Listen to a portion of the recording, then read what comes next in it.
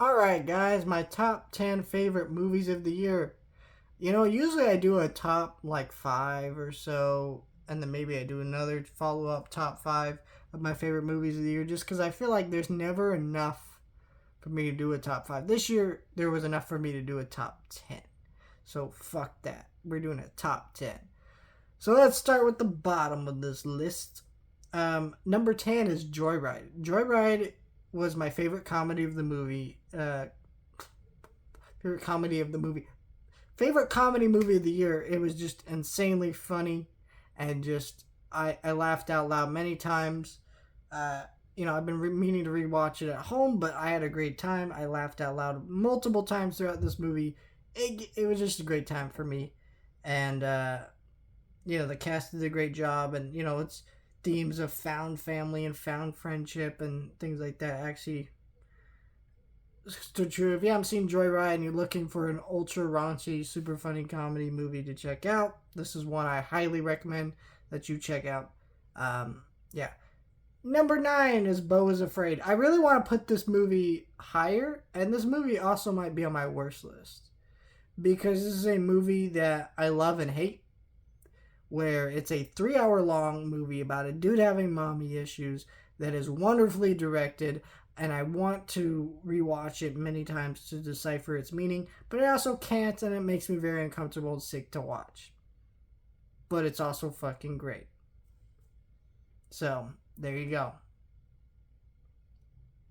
Number 8, Dungeons and Dragons: Honor Among Thieves. This is the movie I probably this is the movie that I've shown the most people out of all the movies this year. This is the movie I've been like, you gotta watch this movie because it's funny. It's so incredibly well written. The cast is great. The action's great. Everything about this movie just works and come together in such an odd way where this is not a movie that if you told me about some of the movies coming out, this is the one I would think would be the one that people would be the one I'd be like, hell yeah, on my best of the year list. I thought it might be an okay movie, but fuck that. It's on my best of the year list. Number 7, Dial of Destiny. Fuck you. I'm sorry. I love Indiana Jones a lot, and I was incredibly cautious going into this movie. I was like, please don't suck. Please be a good movie. And I fucking loved it. And I saw it multiple times in theaters. I bought the 4K Blu-ray and watched it at home. And from minute one, I was immediately engrossed to rewatch the whole movie sitting at home. Usually, I don't have that thing. When I turn on a movie that I bought that I saw in theaters, I usually just throw it on in the background. Because I've already seen the movie, it makes it easier to go and do something else. But this time I actually sat and was just completely engrossed with the movie because that's how great this movie is. It's a great send off to the character. It has its flaws, sure. It's not a great as the original 3 movies, but you were never gonna make a movie as great as those original movies. And assuming that this movie would be as good as those is just a fucking stupid thing. So for me, I love this movie. I love everything about it. Other than John Williams' score being a little weak for me, and I can't really think of anything else that I didn't already say in my review. So there you go. Guardians of the Galaxy Volume 3 is my number. This is my number 5 spot. Yep, number 5 spot. I love Guardians of the Galaxy Volume 3.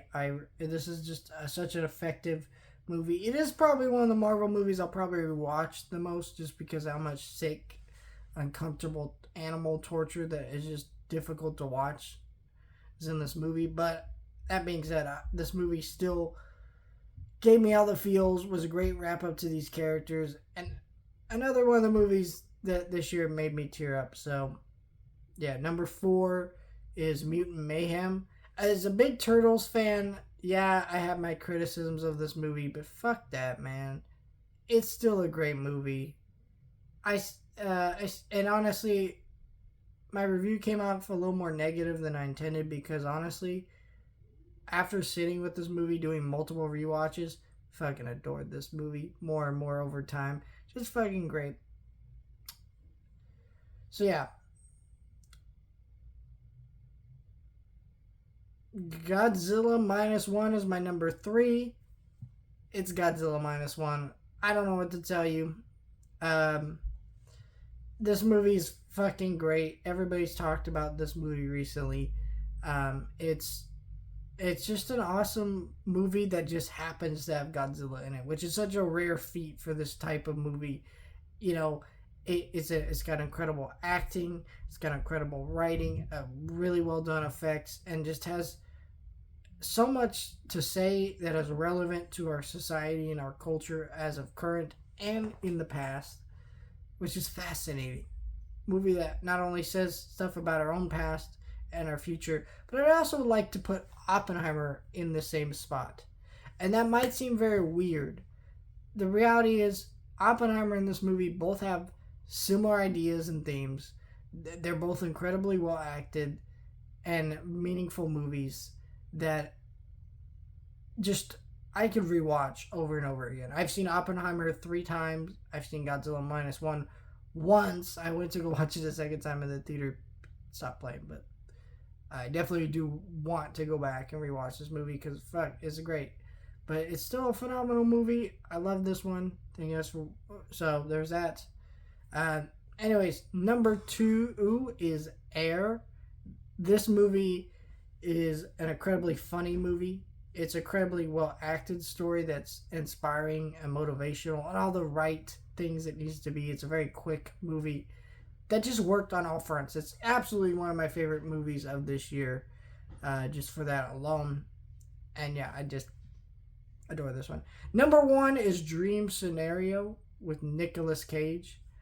This movie is a movie that has been sitting with me since I saw it and only gotten better with its incredible performance by Nicolas Cage and its ideas on cancel culture and where that's heading, and the way it talks about dreams and celebrity culture. And it also makes me think about my own life a little bit because I'm technically a celebrity a little bit. I'm on YouTube. What if someone started having these ideas about me and came up to me in person? Would it be like this movie? I don't know, but it's some interesting ideas to think about, and it just really worked for me. Now, before I end off the video, I do want to drop a couple honorable mentions. The Boy and the Heron. I don't know, just didn't really feel like I wanted to put this movie on the list. I do really like this movie, but maybe if I was doing a top 11, it'd be here. Voyage of the Demeter. I really want to put this movie on the list. I do really love it, but it just didn't work enough for me to be on the list.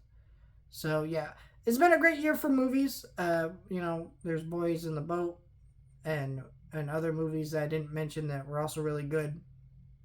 Many more I'm going to be talking about next year and stuff, but these are my favorites of the year.